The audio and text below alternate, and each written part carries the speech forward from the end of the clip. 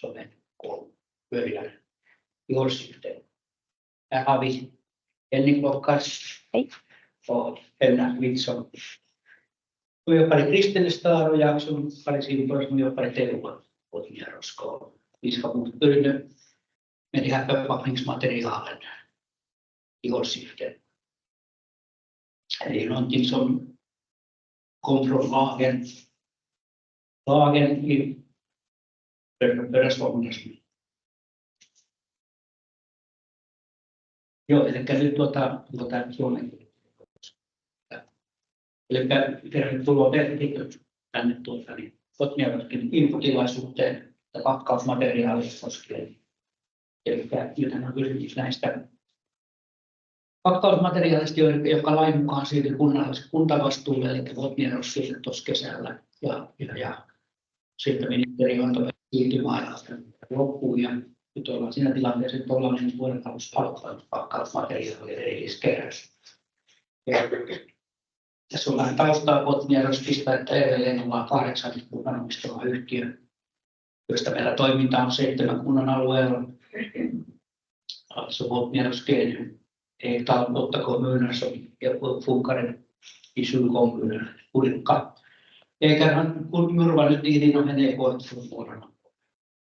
Vi har ungefär nästan 40 000 invånare och 15 000 fastigheter som är inom avfallshantering. Meidän alueella on melkein 40 000 asukasta ja toimistosta 000 kiinteistöä. Osakassopimuksella operatiivinen vastuu jätehuollosta on siirretty kunnilta Botniaroskille ja siksi Botniaroski täällä toimii. Ja sitten poltettavan jätteen kuljetushan on jätelautakunnan päätöksellä sovittu 2012 sopimusperustaiseksi, joka tarkoittaa sitä, että kiinteistön haltija, kiinteistön omistaja sopii kuljetusliikkeen kanssa, kuka jätteet heiltä kuljettaa. Alltså aktieavtalet när bolaget tillsatsar superinsamling till Botniarosk från kommunerna och avfallsnämnden som beslutar transporten av brännbart avfall baserat på fastighetsägare, avtal mellan fastighetsägare och transportfirman. Vasen kommer därifrån. Och samma gäller en bioavfall till nästa sommar. Eli biojätteen keräys siirtyy kunnalliseksi ensi kesänä. Tuossa on siitä lisää. Jätelaki uudistui 2021 ja sieltä tuli uusia pykäliä. Så det här nya avfallslagen från 2021 gav nya kraven. Och det här återvinningsprocenten ska vara 55 och 60%, 65 niin 35. Eli kierrätystavoite tuloselta laista.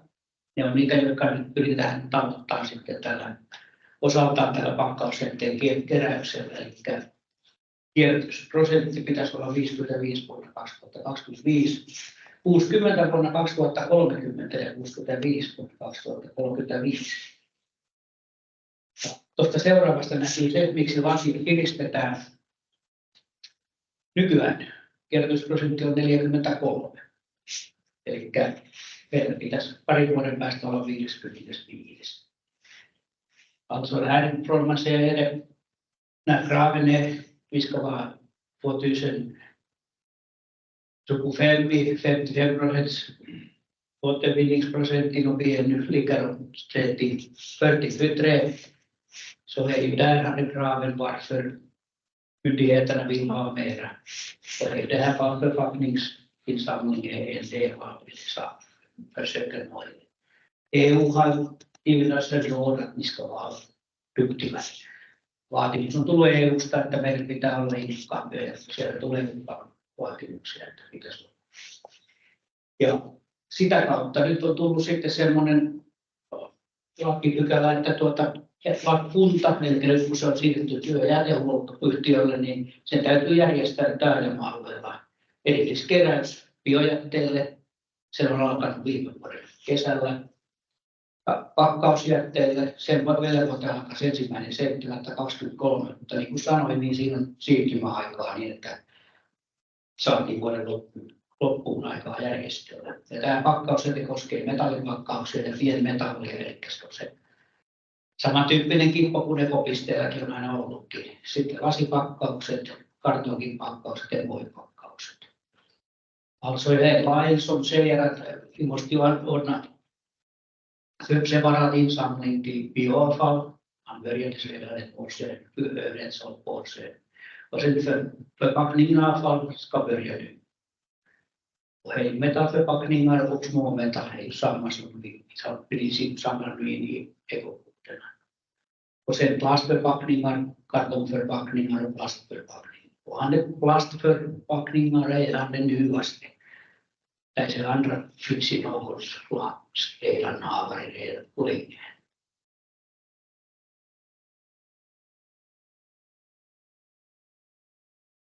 Och här gäller i tätorter minst 5 bostäder. Det är ju en radhus eller bostadshus som har minst 5. Eli taajama-alueella vähintään 5 huoneiston kiinteistöt, minun on 5 asuinhuoneistoa, niin täytyy olla keräysväline. Velvoitteet on astunut jo voimaan ja nyt vain toteuttamassa sitä lakia. Tämä on tosiaan muistettava, että tämä tulee lainsäädännöstä. Se on Arkadianmäellä, kun on sanottu, että teidän täytyy kerätä. Ei auta, vaikka vieressä olisi lähellä piste, vaan se täytyy olla oma, jos on 5 huoneistoa. Ja se tarkoittaa tosiaan sitä, että siellä on oltava astioita. Suhanen lain kom och verkligheten ska börja i 1.7.23 med förpackningsmaterial. Och nu har vi använt det tidigt som vi har haft ändra systemet. Så det betyder att alla som har mer än 5 bostäder där man bor ska ha de här byttorna. Och det är nu ingen förklaring att det finns nära en ekopunkt. Vi har alltid samma information. De i Helsingfors förstår det inte. Och här har ju vi någonting brännbart avfall, poltettava jäte, tömningsintervall mellan 1 ja 2 viikkoa, tyhjennysväli kesällä 1-2 viikkoa, talvella se voi olla jopa 4 viikkoa. Biojäte, tyhjennysväli kesällä 1-2 viikkoa, talvella jopa 4 viikkoa. 140 litran astia on sille hyvin riittävä. Ja siksi meillä ei ole pienempää astia, koska tuo on pieni, joka menee pakkariautoon kiinni. Alltså för bioavfall vi ska ha byttor som har 140 liter och är ju i sommartiden mellan 1 ja högst 2 veckor tömningstid. Och på vintertiden 4 veckor. Och kan det för 140 liter troligtvis räcker för alla, men det är frågan om han kan inte vara mindre för han är minsta som passar till vanliga packarbilar. Sitten kartonkipakkaukset ja muovipakkaukset, niillä on maksimityhjennysväli kesällä 8 viikkoa ja talvella 16 viikkoa. Ja siellä on nyt erilaisia astiakokoja. Sitten ne, mitä Botniaros on ajatuksista aika toimittaa sitten, niin ne on noita 660 litraisia näille ja sitten muovipakkauksille ja kartonkille näihin 660.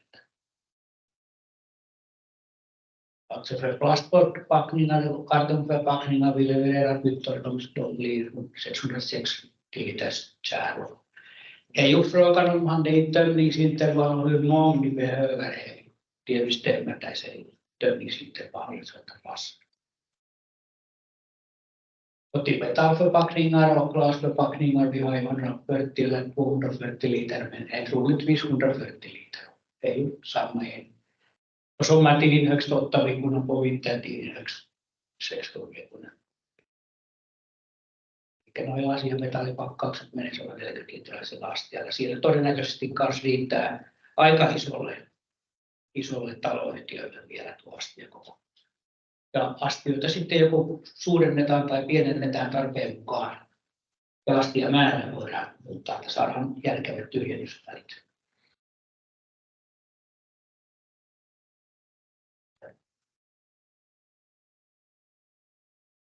Sen mä kysyin jos metalli ei tule ollenkaan, niin onko se pakko tyhjentää ja maksaa siitä? No, jos metalli ei tule ollenkaan, kyllä sitä aina jonkun verran Niin, tulee. mutta jos sitä Mutta jos se täyteen ja yrittää kuitenkin maksaa, jos sitä, tai se on pikkusen niin tyhjennetty. joo, se tuolla maksimi tyhjennysvälillä tyhjentää kyllä yhdellä. Ai jaa. Mutta jos se on tyhjä, siis sitä tyhjentää useammin kuin on tarpeen. Sitten taas tulee tämä hygienia ja muut jutut vastaan, että kun siellä kuitenkin joku laittaa jonkun kurkin sinne ja siellä on vähän aikaa sulla jäämiä, niin varsinkin kesällä siellä tahtoo olla sitten elämää. Joo, ei pitää vaan. Mutta pyritään siihen, että ei turhaan tyhjätä, vaan ihan oikeasti silloin, kun tarvitaan.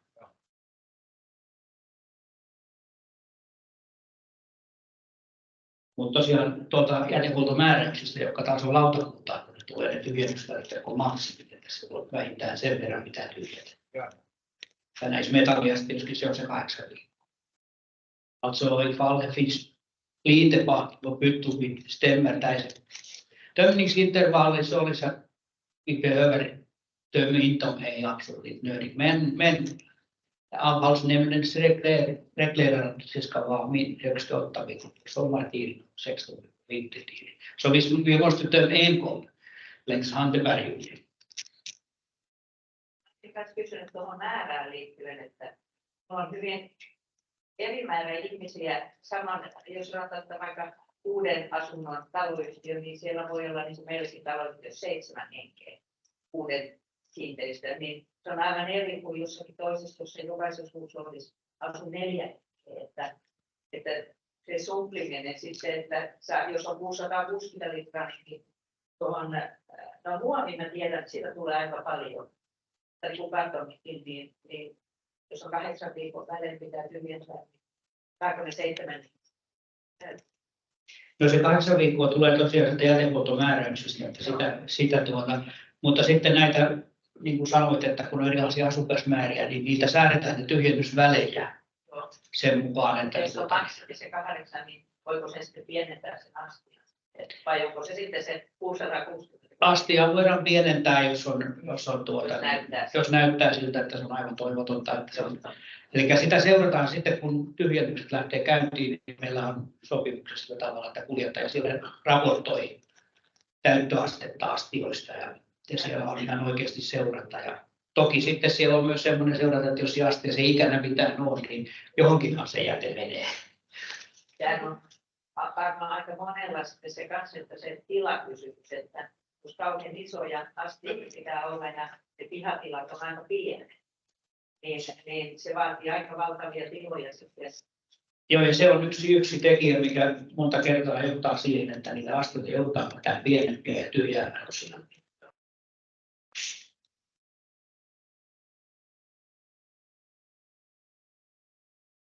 Tuleeko siellä sitten nuo isot astiat aina, vai voiko tulla pienemmät, ettei palaudu? No me lähdetään nyt noilla 660 litraisilla kartongille ja muoville ja me seurataan tilannetta, että onko tarvetta, koska siellähän on sitten puolta pienempää vaihtoehtoa. Löytyy 360 litraa ja 240 litraa. Niin pieni taloyhtiö, 5 asuntoa, siinä on 3 asuntoa, nyt on niin 4 yhteensä tässä 3 asunnossa. Vähän pienet tilat ja pieni tontti, niitä nyt ollaan isot astiat sijoittaa. Tuosta kun on noin pienestä kysymys, niin kannattaa kyllä tytöt on lähettänyt niitä kyselyraportteja täältä saatte mukaankin kysymyslomakkeita, niin täyttää siihen jo toivomuksena sen, että se voidaan kyllä huomioida, koska noin pienellä määrällä niin voidaan lähteä ihan kokonaan pienillä astioilla. SPR, että siellä on niin 2 asunnossa on väliaikainen asukkaat. ne voi lähteä pois ja äsken, mutta sitten 2 Joo, ja ne on aika haastavia ollut nämä tällaiset asunnot, koska ne asukkaat tulee erilaisista kulttuureista ja se tuntuu olevan joskus, että kun jostain on roskapöntön näköinen edes, niin sinne laitetaan roskat. Ja se saattaa olla aika haastava saada niitä vaihtuvia eri kulttuurin asukkaita tottumaan siihen, mutta yritetään. Meillä on tuo pilan taas kaikista, on pieni tontti, siinä ei oikein rakentaa lisää mitä jätetulkia.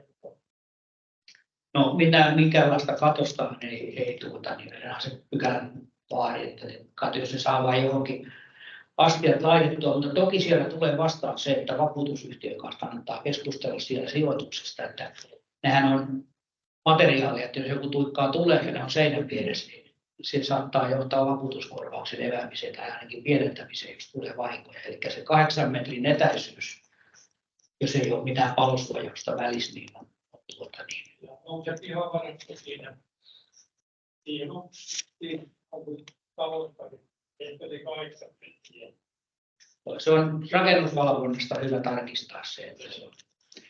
Ja täyttyy nämä normit. Avgiften som betalar per lägenhet, den faller bort när det här kommer. Eli ekomaksu. Näinhan tällainen Gortmenhan minskar givetvis. Och ligger den här avgiften som kommer från det här, vi måste ha nu giss hur mycket vi får. Och sen efter ett par år, där sen producenten måste ju betala någonting för oss. Och det betyder att vi måste bestämma den avgiften igen när vi vet hur mycket vi får pengar utifrån från sen producenten som måste ju betala det.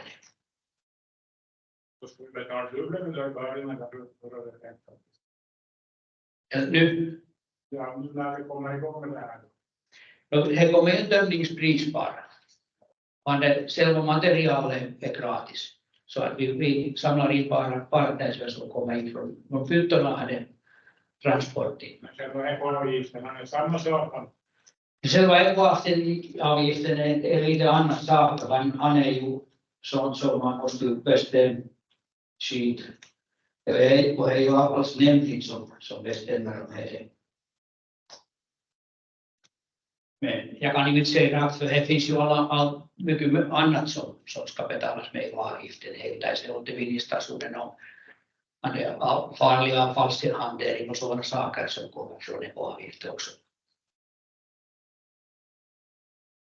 Och plus siinä kalenderi kommer också från andra sidan.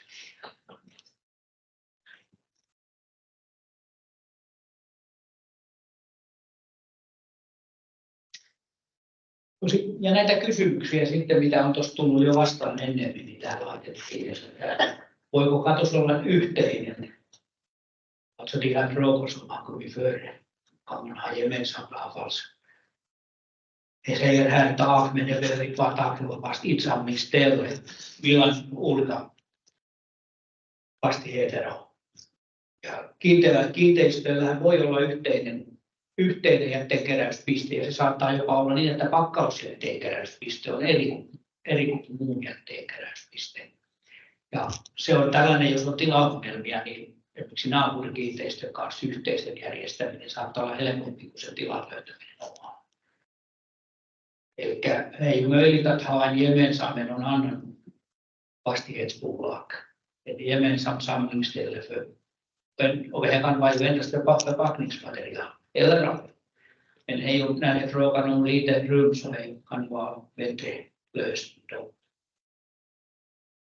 Jag vet att vi har åtminstone i Teuva vi har sådana radhusen som har gemensamt villanhuset är bara en.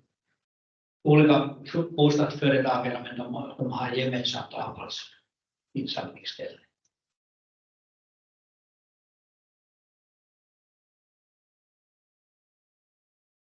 Sitten tuo liittyminen, että onko se pakkausjätteen erilliskeräykseen liittyminen pakollista, ei ole obligatoriskt vara med anslutighet för förpackningsinsamling. Det kommer ifrån lagen. Eli se pakkausjätteen keräys velvoite tulee laista.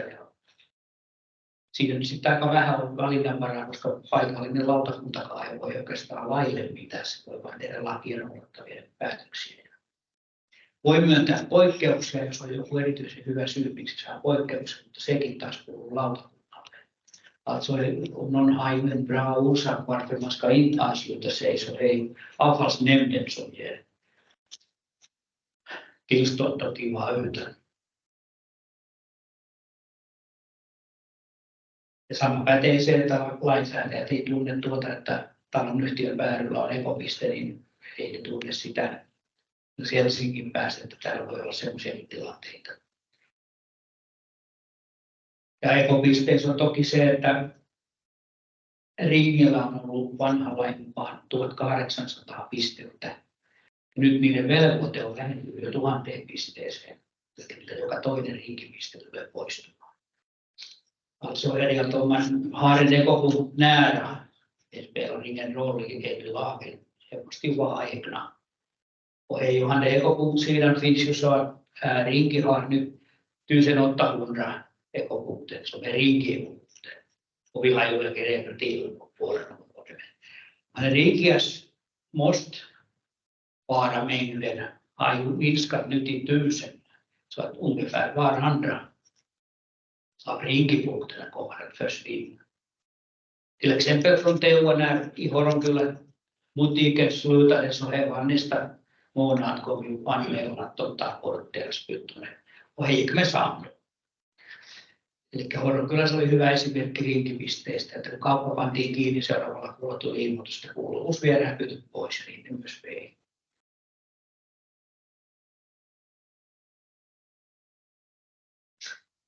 Sitten täytyy vierusvälijuttu, jos siellä tosiaankaan ei millään saada sopimaan, niin se on sitten tuo jätelautakunta, sinne pitää tehdä hakemuksia, se myöntää sitten poikkeuksia näistä omista määräyksistänsä. Alltså om det här tömningsintervallen inte passar att man ska ha absolut längre, så är man måste ha ju tillstånd från avfallsnämnden, och det är ju de som ger det, och det ska därifrån skicka sen anmälan vad är möjligt.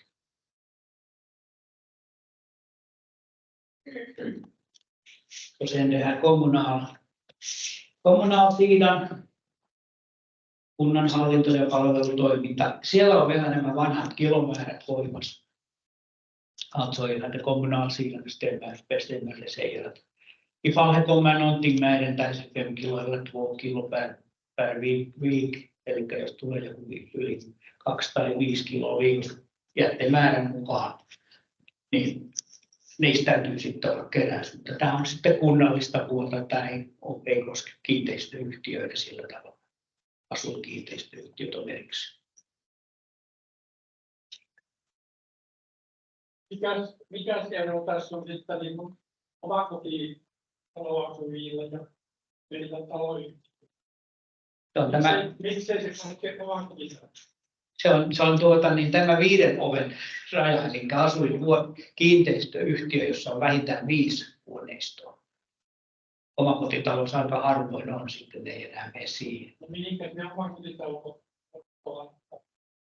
Toistaiseksi ne voi laittaa joko, jos ne haluaa liittyä vapaaehtoisesti biokeräykseen, kompostoida, tai sitten ja nämä täytyy viedä nämä matkailumateriaalit sitten ekopisteeseen.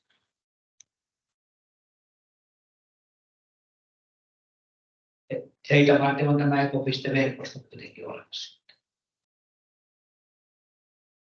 Ja niin kuin sanoin, nehän on palvellut tähän asti myös teitä käytännössä aika monta, koska se keräyksen kattavuus ei ole sillä jätehuoltomääräysten tasolla.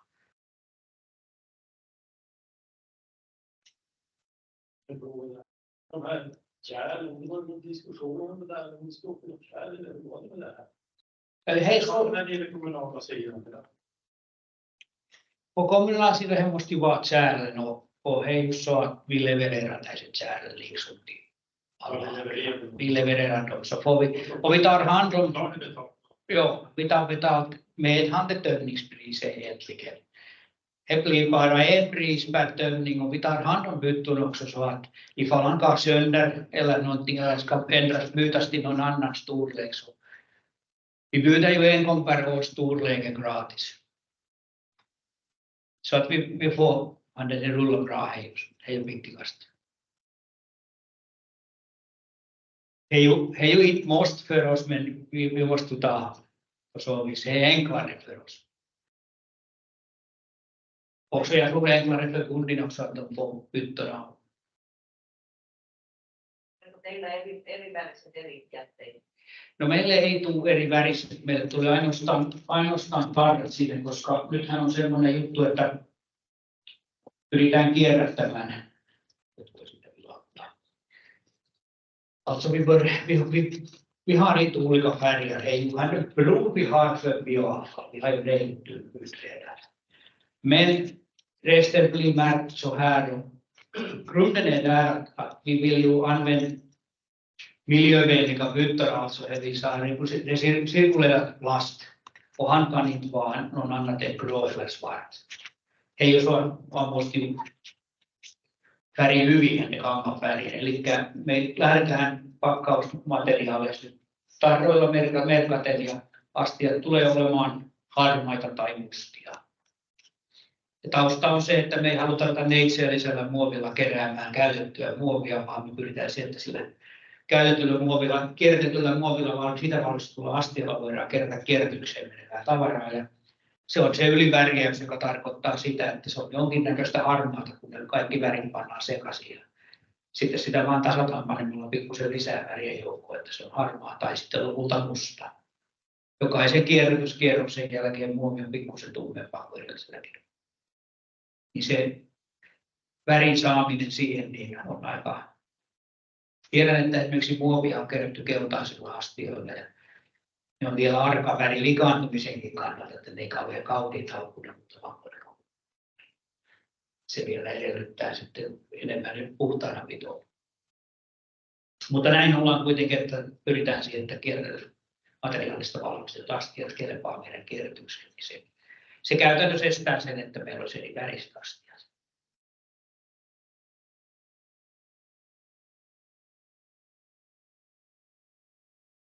Oliko vielä mullakin? Kun tästä puhtaudesta, niin se tulee edelleenkin jatkossa olemaan niin, että se on taloyhtiö, joka huolehtii astioiden puhtaudesta. No, bioastiathan me on pesty. Ja se on nyt tämmöinen pikkusen tulevaisuuden kysymys, että meillähän nyt on, kun meillähän ei ole keräystäkään, niin meillä ei ole ollut myöskään astioiden pesukaan mitään, koska se on tämä sopimusperustainen, niin se on kuljetusliike, joka huolehtii astian tyhjäyksestä ja myös sitten, jos ei taloyhtiö itse pesusta, niin sitten täytyy jonkun kanssa sopia. Biojätteessä meillä on kuitenkin ollut jo sen verran yhteistyötä, että ne astiat on pesty ja tullaan myös vastaisuudessa pesymään nyt tässä vaiheessa se on vielä kaunis ajatus, mutta tavoite on, että pystytään tarjoamaan pesumakin. Toki se tulee varmasti maksamaan jo X euroa per pesu, mutta se on mahdollista tarjota. Ja myös niin, että jos itse pesee, niin sitten sitä ei toistella uudesta pestä. Sulla oli kysymys. Ei meidän bioasti ole ainakaan pesty kertaa. Oliko teille astia viime kesänä? No. Sitä näin talvella on aika hankala. Taloyhtiöt on pesty se sitten kesällä.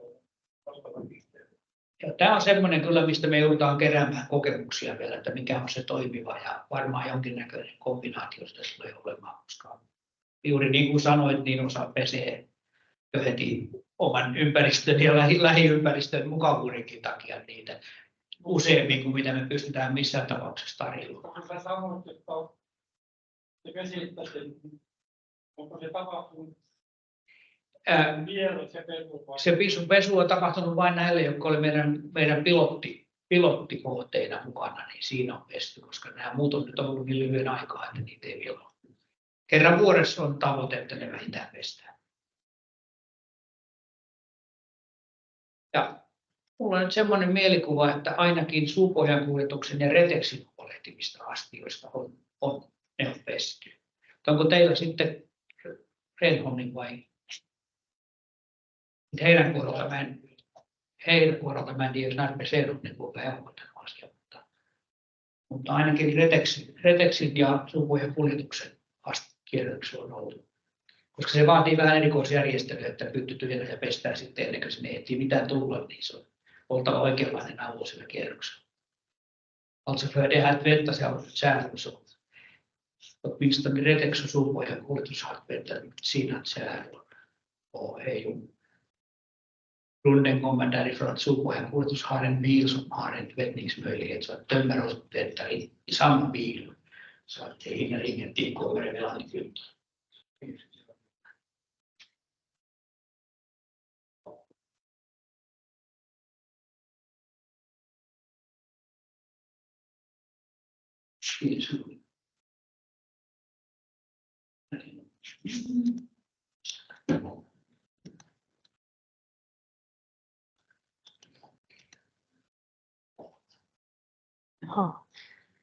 Nyt meillä on näköjään pudonnut suomenkielinen versio pois tästä, missä mennään tilanteesta.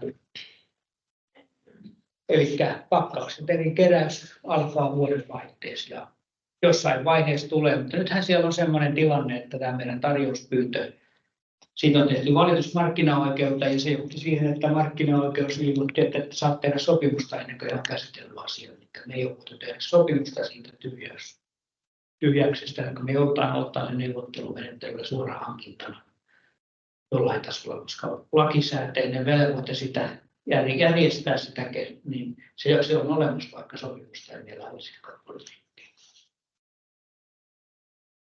Ja me aloitetaan niillä astioilla, mitä siellä on. Eli samalla kun me käydään niitä paikkoja läpi, niin kartoitetaan sitten, että mitä sieltä löytyy. Ja sitä kun saadaan tietoa pikkuhiljaa sieltä, niin sitten me täydennetään ne pisteet siihen malliin, että niin siellä on kaikki, mitä pitää olla. Se toki ottaa aikaa. Ja sitten että jos teillä on siellä kuljetusliikkeen vuokra-astioita, niin niitä ei tarvitse tässä vaiheessa lunastaa eikä miettiä sen enempää. Jos kuljetusliike hakee ne pois, niin sen kun hakee, mitä lähtee. Se on niin, kun me ei tällä hetkellä tiedä, että kuinka paljon teillä on kiinteistöillä vuokra-astioita ja kuinka paljon siellä on omistusastioita.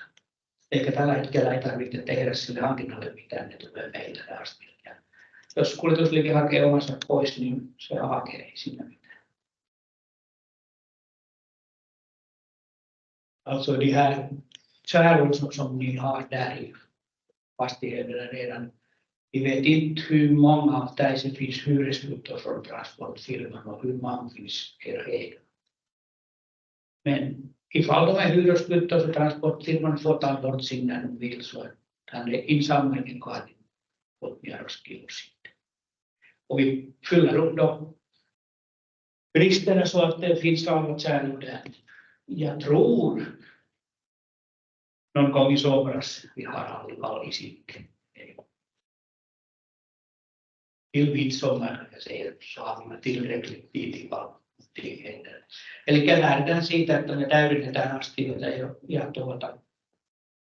se ottaa kyllä aikaa ennen kuin meillä on ne astiot siellä kaikki, koska se kattavuus on niin paljon pieni tällä hetkellä. Onko tuo tietää, koska se kierrosta tehdään, että meilläkin on varastossa 12 astiaa, että tehdään pistää ne pihalle sitten. No, tällä hetkellä me ei osaa sanoa edes sitä vielä. Se on ensi vuonna. Ja siinä on yksi se, että kun se meillä kasvoi se urakka enemmän kuin luultiinkaan, että siellä vanhusjätehuoltomääräyksissä on jo, että siellä olisi pitänyt olla jo 3 lajiketta kaikilla näistä meidän jakeista. Ja niistä pytyistä on noin 30% käytännössä olemassa. Eli tämä urakka pikkusen paisuu ja se tarkoittaa sitä, että jos nyt saadaan juhannukseksi kaikki kuntoon, niin se olisi niin kuin hyvä.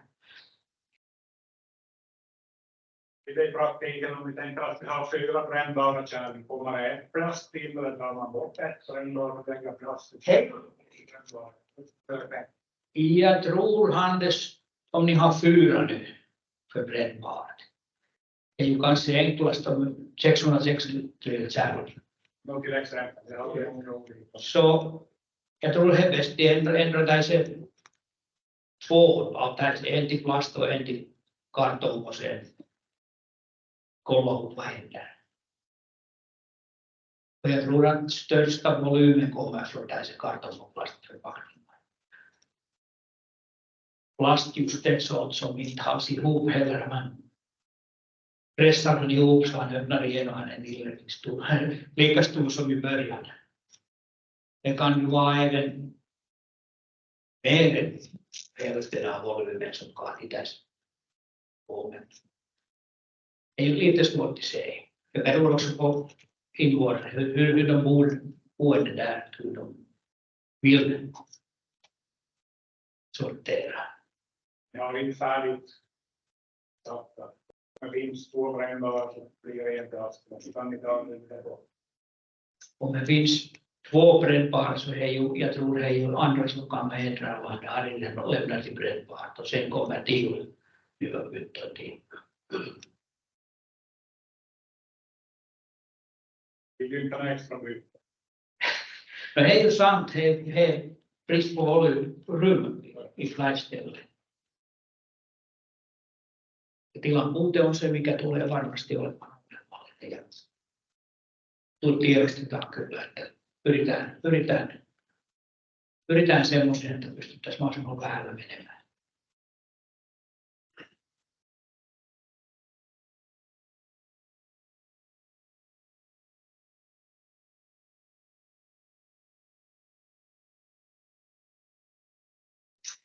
Juuri sitten nämä astiat, niin meiltä tulee noita arrat tosiaan, me merkataan niillä, se oli viimeisen sitten kaalettipyttöön. Men hej sånt i vintertiden lyckas inte, så finns ju det ska vara varmare. Så han tar ju sin tid. Också på andra sidan. Och Och du har de här dekalerna som är på finska och svenska. Kommer det någon sorteringsdag på olika språk eller efter vad den här kommer till? en näyttää det här. Det kommer nog enligt behov. Att vi har ett färdigt översatta för tillfället. Engelska förstås är väldigt enkelt. Men att om det finns ett behov för andra språk så får man gärna höra av sig. Så kan vi försöka hitta översättare för att översätta till sådana språk. I Närpes finns ju en stor invandrarbefolkning till exempel. Så för tillfället så finns det på svenska, finska och engelska. Men om det finns ett behov så vill jag gärna veta av det så att vi kan översätta också till andra språk som finns på orten. Vi kan skriva och berätta med siffror. Yes. Eli kun täytätte niitä loppuja, että mitä teillä on siellä, niin jos on toiveita laitteluohjeista ja millä kielellä, niin ottakaa mukaan siihen huomautuksena, että tämmöinen tilanne meillä. Koska täällä on muun muassa niin SPR:n asunnossa asuu, englanti, suomi ja ruotsi löytyy valmiina ja muita joudutaan sitten kääntelemään. Sitten tuo yhteydenotto, jos haluatte muuttaa astia, koko astia, tyhjennysväli tai jotakin, niin siellä on ensisijaisesti tuolla sähköpostilla, niin se menee suoraan meidän siihen ajonohjausjärjestelmään näkyviin. Alltså i första hand om ni har någon ändring till pyttor eller intervall så använder ni e-mail. Suomeksi toimii myös logistiikka @botniarosk.fi tai ruotsiksi logistiik @botniarosk.fi. Logistiikka botniarosk.fi tai logistiik. Molemmat toimii. Kumpaankin voi kirjoittaa kummallakin kielellä. Joo. Ja vaikka englanniksi. Martin borde satsa ganska mycket på det här information hur man ska sortera.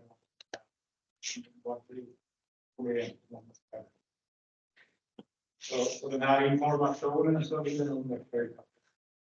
Ja, vi satsar hela tiden på sorteringsinformation, men absolut i takt med att flera byten tillkommer i bostadshus så behöver det också satsas på information. Vi kommer att sätta ut på vår hemsida till exempel sådana utprintbara A4 som man kan klistra ovanför byttorna. De finns för tillfället på svenska och finska och engelska tillkommer. Och nu kommer jag riktigt av mig. Ja, men det beror så mycket på individerna också. Att uppmuntras alla villigt så gärna sortera. Vi gör så gott vi kan och försöker att inspirera och få folk att sortera. Men att handinformationen finns på vår hemsida till exempel.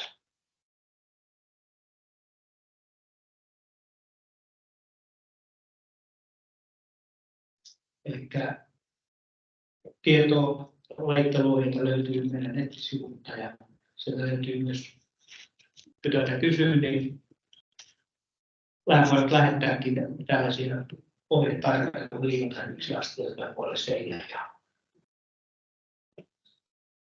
joudutaan varmasti vielä pitkään jakamaan tietoa siitä, että miten meitä päästäisiin käyntiin. Toivotaan, että sitä pikkuhiljaa päästään eteenpäin ja parannetaan sitten ajan myötä tuloksia. Har ju stor behov av information och jag delar ut det, men jag tror vi måste fortsätta det länge än att få det här igång, för det tar som tid för alla att lära sig. Och alla lär sig aldrig, men största delen lär sig. Vi måste vara nöjda när största delen är gjort, kan man säga, för att sortera. Har ni andra frågor eller kysymyksiä? När kommer de komma ut? Det är ju en bra fråga, för det är ju det här klagomål till marknadsrätt att vi måste vänta tills vi får tillstånd att göra någonting. Vi har ju givit våra svar på tisdag och nu vi väntar på den marknadsdomstolen vad som de säger. Och vi har ju sett tid att vi har ju lite bråttom, att kan ni vara snabba, men vi måste ju vänta. Vi börjar i årsskiftet med någon system och börjar sen tunnor när vi vet hurdana och hur mycket. Men det är ju sådana saker som hänger på den i rättegången. Delvis ännu i rättegång, så att vi kan ju inte göra mycket, för vi får inte göra allt som gäller den här saken. Så vi kan ju ge bra giss, men det är bara bra giss så länge vi har rätt att göra någonting exakt. Utom vi måste ha, men det är ju så att vi ser när den tiden kvar vid kauden. Har ni som är med på distansfrågor så är det bara att ställa här via mikrofonen. Jos teillä on etänä kysymyksiä, niin kysykää vain.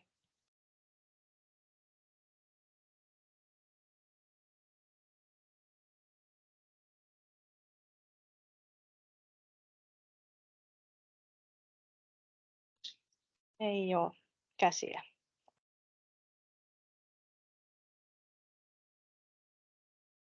Tästähän tulee sitten nettisivuille yhteenveto ja siellä on myös tallenne tästä tilaisuudesta sekä Teuvalaviljelusta vastaavasta tilaisuudesta. Sieltä voi katsoa tallenteet ja lukea sitten myös jonkinnäköinen yhteenveto, mitä on saatu aikaan. Alltså det blir en inspelning av det här läget och finns ju redan en inspelning från Teuvo i vår internetsida. Den är inte uppsatt, han det Teuvo. Jag väntar tills vi får den här dagen så sätter jag upp dem. Okej, båda gånger. Ja, på samma gång. Ja. Men det finns ju båda där om man kollar upp vad vi har bra här. Sen kommer någon kort förkortning där. Ja. Ni kan ju alltid fråga. Ring eller skicka e-mail eller någonting. Vi har också en annan allmän infopost som heter info@botniarosk.fi. Sinne voi myös esittää kysymyksiä, jos tahtoo info@botniarosk.fi. Och här vill jag tillägga nu att om man känner att inte börjar lösa sorteringen i bostadshuset så erbjuder vi gratis rådgivning. Alltså någon från Botniarosk kommer till plats och ställe och håller en sorteringsskola. Till exempel om man har många invandrare som inte är riktigt bekanta med systemet så kommer vi gärna till plats och ställe och visar. Eli meiltä saa sitten myös ihan niin ilmaista neuvontaa koulutusta, että meillä tulee henkilö paikalle, joka neuvoo, jos laittaa kysymyksiä, mitä ratkoa vähän hankalasti niin, tai halutaan lisää, niin jopa koulutusta saa ja paikan päällä meidän henkilökunnan toimesta. Yhteyttä toimistolle ja järjestellään, niin sieltä saa vaikka talon väelle ihan oma koulutuksen tästä.